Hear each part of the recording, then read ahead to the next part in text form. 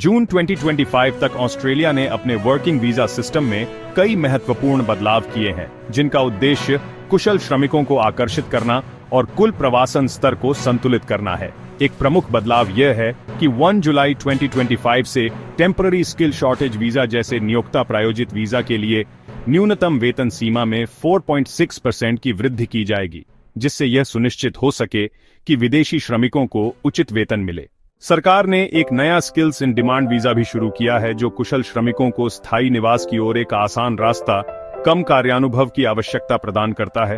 2024-25 के लिए ऑस्ट्रेलिया की स्थायी प्रवासन योजना में 185,000 स्थान तय किए गए हैं, जिसमें नियोक्ता प्रायोजित वीजा की संख्या बढ़ाकर 44,000 कर दी गई है, जबकि स्वतंत्र कुशल वीजा घटाकर 16,900 कर दिए गए हैं। इससे यह स्पष्ट होता है कि सरकार अब नियोक्ता और क्षेत्रीय प्रायोजन को प्राथमिकता दे रही है। क्षेत्रीय प्रवासन को भी बढ़ावा दिया जा रहा है, जिसमें ग्रामीण और क्षेत्रीय क्षेत्रों में रहने और काम करने वाले प्रवासियों को स्थायी निवास के लिए तेजी से रास्ता दिया जा रहा है। वर्किंग हॉलिडे मेकर कार्यक्रम में भी बदलाव किया गया है, जिसमें अब आपदा प्रभावित क्षेत्रों को भी उस सूची में शामिल किया गया है जहां काम करके वीजा एक्सटेंशन पाया जा सकता है।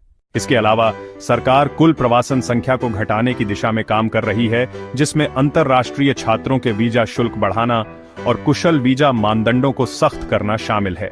विपक्ष ने भी प्रस्ताव रखा है कि 2025-26 में स्थायी प्रवासन को घटाकर 140,000 कर दिया जाए। हालांकि उन्होंने वर्किंग हॉलिडे वीजा में कटौती से इनकार किया है, क्योंकि यह क्षेत्रीय क्षेत्रों के लिए आवश्यक माना जाता है। कुल मिलाकर ये बदलाव ऑस्ट्रेलिया की प्रवासन नीति में एक रणनीतिक बदलाव को दर्शाते हैं, जिसमें आर्थिक आवश्यकताओं के अनुरूप कुशल प्रवासियों को प्राथमिकता दी जा रही है, खासकर उन क्षेत्रों में जहां श्रमिकों की कमी है।